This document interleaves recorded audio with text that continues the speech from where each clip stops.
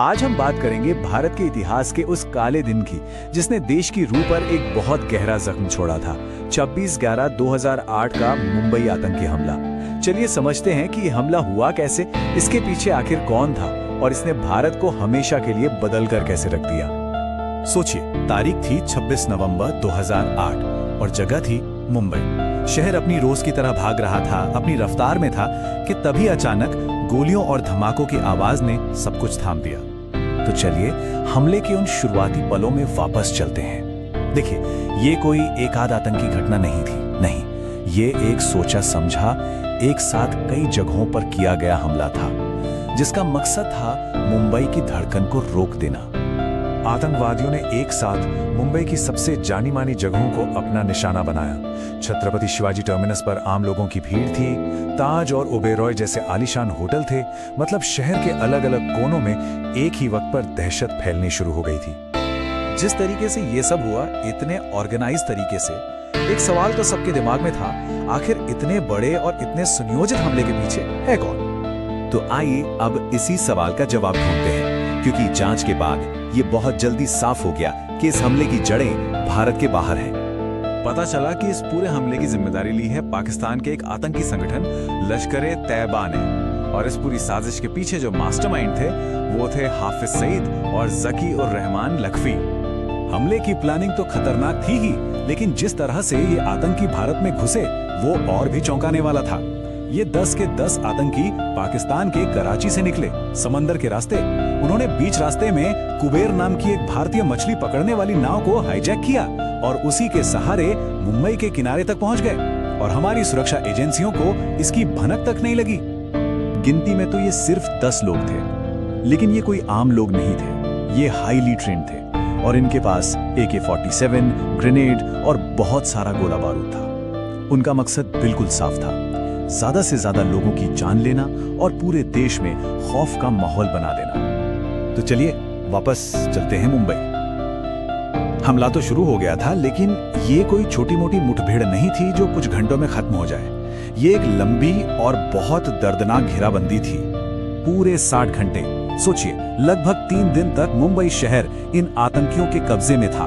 Hotel ताज, ओबेरॉय और Nariman house जैसी जगहों पर इन लोगों ने सैकड़ों लोगों को बंधक बनाकर रखा हुआ था। ये लड़ाई घंटों तक चली और फिर दिनों में बदल गई।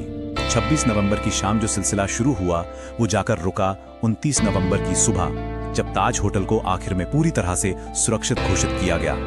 हर एक घंटा शहर पर भारी पड़ रहा था। अब इस भयानक सिचुएशन से निपटने के लिए हमारे सुरक्षा बलों ने एक बहुत बड़ा काउंटर टेररिज्म ऑपरेशन लॉन्च किया। नाम था ऑपरेशन ब्लैक टॉर्नेडो। इस ऑपरेशन की कमान संभाली देश की सबसे एलीट फोर्सेस ने। NSG यानी नेशनल सिक्योरिटी गार्ड के कमांडोज को दिल्ली से एयरलिफ्ट किया गया। नेवी के मार्कोस थे और हाँ, पहले पल से ही मोर्चे पर डटी हुई थी हमारी मुंबई पुलिस। और इसी ऑपरेशन के दौरान एक बहुत बड़ी कामयाबी हाथ लगी।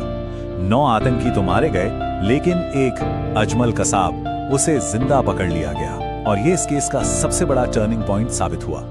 हमला तो खत्म हो गया, लेकिन अपने पीछे ऐसे जख्म छोड़ गया जो आज भी ताजा हैं। अब जरा इस हमले के असर और उसकी विरासत को समझते हैं। 166 ये सिर्फ एक नंबर नहीं है, ये 166 जानें थीं जो उस हमले में चली गईं। इसमें आम लोग थे, विदेशी मेहमान थे और हमारे अपने सुरक्षा कर्मी भी शामिल थे। हर एक नंबर के पीछे एक परिवार का ना भरने वाला दर्द है। देश ने अपने 18 जांबाज पुलिस और सुरक्षा कर्मियों को खो दिया। इनमें ATS चीफ हेमंत करकरे, अशोक कामटे और विजय सालसेकर जैसे वो बहादुर अफसर शामिल थे जिन्होंने आखिरी सांस तक आतंकवादियों का सामना किया। अब बात उस अकेले जिंदा पकड़े गए आतंकी अजमल कसाब की। उसके पकड़े जाने से देश को न्याय दिलाने का एक मौका मिला। एक लंबी कानूनी लड़ाई चली और फिर 6 मई 2010 को उसे सजाए मौत सुनाई गई। 21 नवंबर 2012 को उसे फांसी पर लटका दिया गया। देखिए, इस हमले ने हमारे सिक्योरिटी सिस्टम की कुछ बहुत बड़ी कमियों को सामने ला दिया था और इसके बाद देश ने सबक सीखा। कई बड़े बदलाव हुए, जैसे आतंकी हमलों की जांच के लिए NIA यानी नेशनल इन्वेस्टिगेशन एजेंसी बनाई गई। देश भर में NSG के रीजनल हब बनाए गए ताकि वो जल्दी एक्शन ले सकें। और सबसे जरूरी, समंदर के रास्ते होने वाली घुसपैठ को रोकने के लिए कोस्टल सिक्योरिटी को बहुत ज्यादा मजबूत किया गया।